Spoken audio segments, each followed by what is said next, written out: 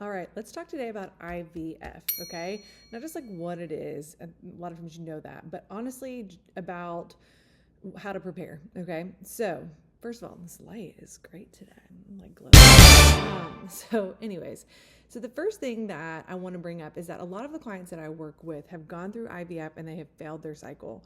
And they're like, Katie, I did everything right. I took all the shots correctly. I did the timing right. I did everything that I was supposed to do. And that is probably so true, okay? But the thing that most people don't think about is that they haven't actually prepared for IVF. And so many times I have clients who are like desperate and we are working together like as soon as they start IVF because they're worried or they want another opinion and they want to know how to prepare at that point. But ideally when I work with clients or when I have people take my course, I want them doing that like 3 to 6 months prior to starting because one, we want to improve that egg and sperm quality, which starts 3 to 4 months before that egg is actually available. Okay, so what you're doing today impacts your egg quality for 3 to 4 months from now, and for sperm quality, it's 90 days. So if we think about just like, you're stressed out, you're, just trying to get by, you haven't gotten pregnant, and now you're going for IVF. Well, we haven't figured out necessarily what is going on and why you need IVF. Now, sometimes we have, but the other thing we haven't done is prepared for it. Okay. So, the same things that you want to do to prepare for pregnancy and optimize your chances of getting pregnant are important. Okay. So let's kind of go into some things that I think dramatically impact the success rates of IVF, and things that just aren't really explained very well. Okay. So IVF is a treatment. It is not, IVF is not, it's a treatment for fertility, okay? It's a tool, and it's a great tool. I'm so grateful that so many of my clients have been able to access this tool.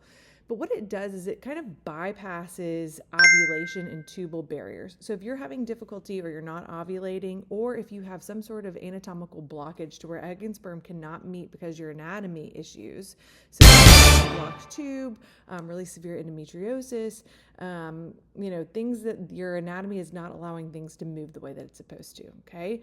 It does not remove the fact that you may have poor egg quality. Okay, so IVF, we can do this, and you may have poor egg quality, and guess what that means? It means you're going to have poor embryo quality, and that means you're going to be really disappointed when they send off your embryos if they become embryos and don't develop into healthy embryos. Okay, so what happens is they fertilize the eggs, they watch and see how they grow and develop, and then they grade them based on what do they look like underneath a microscope, and we'll say these look grade A, B, C. Okay, for simplicity. Then they're going to send that off for genetic testing. So first we have to get those embryos to develop, right? And if we have poor egg quality, those embryos aren't going to develop. And if we have poor egg quality, even if they do develop, they may have some sort of chromosomal abnormalities, okay? So IVF is not guaranteed. It's not like we just get an egg. No, we need high quality eggs, okay? We need sperm to be best of the best, because when you're going through IVF and you're spending your time and your money and your sanity and your stability, because it is such a stressful and a hormonal experience, doing everything right the first time. I mean, my clients, what happens is they are preparing for IVF, and so they need less rounds because they are getting more high quality embryos on the first go around rather than having to do 3 or 4 or 5 rounds because they have poor egg quality, okay? So it's not just about doing IVF, it's preparing and improving egg and sperm quality so that you get better outcomes, okay? And that means not only a healthy baby, but less rounds, more money in your pocket to pay for daycare because it's expensive, okay? So IVF is not going to fix those underlying issues of inflammation, insulin resistance, all these other things that can really negatively impact your egg and sperm quality, okay? So that's what I want you to do. Okay, so yeah, what we see when you don't prepare is low fertilization rates, poor blastocyst formation, and abnormal embryos when they do further testing, okay? So what are we going to do? We need to start thinking about what is our timeline. So 90 to 120 days before your egg retrieval and your sperm donation, we need to be thinking about how to kind of really give your body what it needs. You want to be thinking about inflammation. You want to be thinking about metabolic health. You want to be thinking about hormone balance. I don't believe in like necessarily balancing your hormones. Your hormones are going to be all over. But if we have some sort of big hormonal issue, we need to address that. We want to make sure that you are getting all the micronutrients that you need so that that egg and sperm have all the little nutrients that they need to kind of replicate, okay? And so taking a bunch of supplements, like the week of your IVF protocol week, right? Like it's not going to make a difference on your egg quality at that point. It's just not. It needs to be in their system 3 to 4 months before starting. I have seen some protocols recently that include CoQ10 during the time that you're going through IVF, which is great. Love that. But I also wish that people had been on that for 3 to 4 months before, because that's when you're really going to see how that impacts and changes your egg and sperm quality. Okay. Now it's getting a little bright in here. Okay, so the next thing I want to talk about is that your protocol is one piece. So I've had a lot of clients who they're like, I just need a different protocol. I just need a different protocol. Okay. That may be true. Okay. A lot of times there are benefits to trying different protocols. And the first time it's kind of trial and error. Let's see how you do. And based on your history, your protocol may be a little bit different depending on whether or not you've got poor ovarian reserve or endometriosis, right? Like there's certain things that are going to change how your protocol is. But the other thing to know is that it's not just about your provider's protocol, right? You have to put in some work. You have some skin in this game. And part of the reason that you are going through IVF is likely due to some sort of issue regarding egg and sperm quality. It may not just be an anatomical issue. And even if it is an anatomical issue, certain things like PCOS or endometriosis are going to negatively impact egg quality. Okay, so it's not just that you have some sort of anatomical inflammation issue or that you have, insulin resistance. That is going to impact how your eggs form and develop.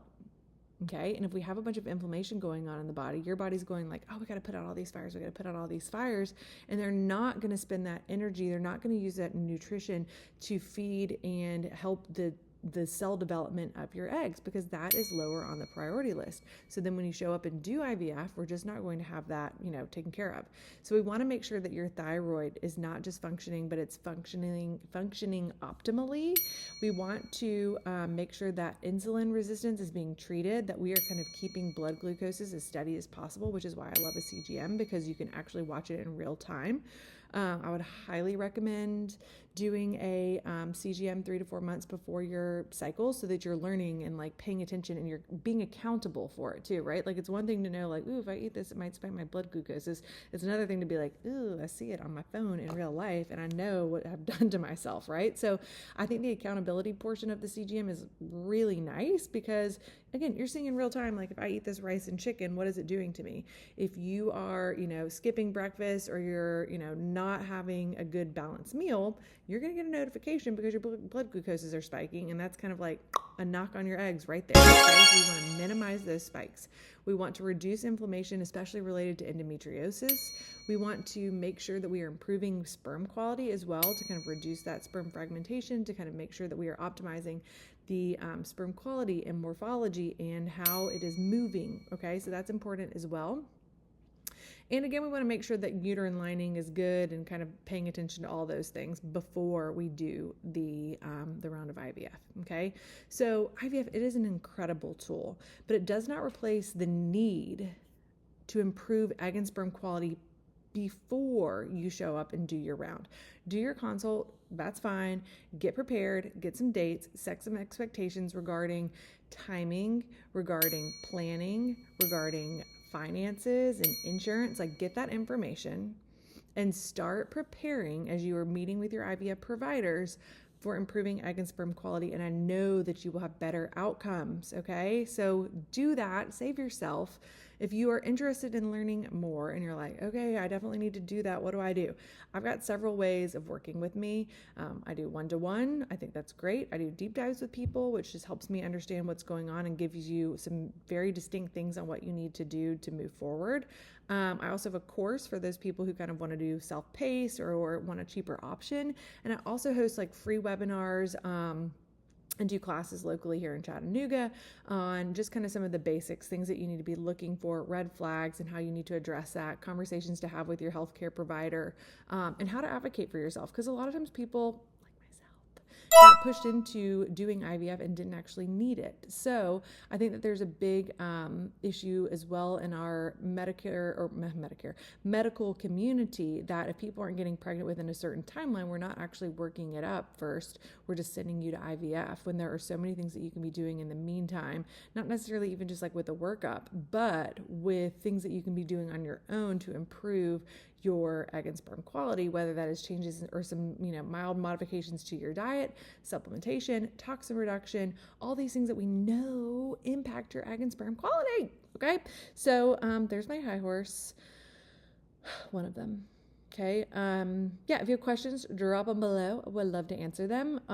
Or if you think of something else that you would like to hear a conversation about, let us know.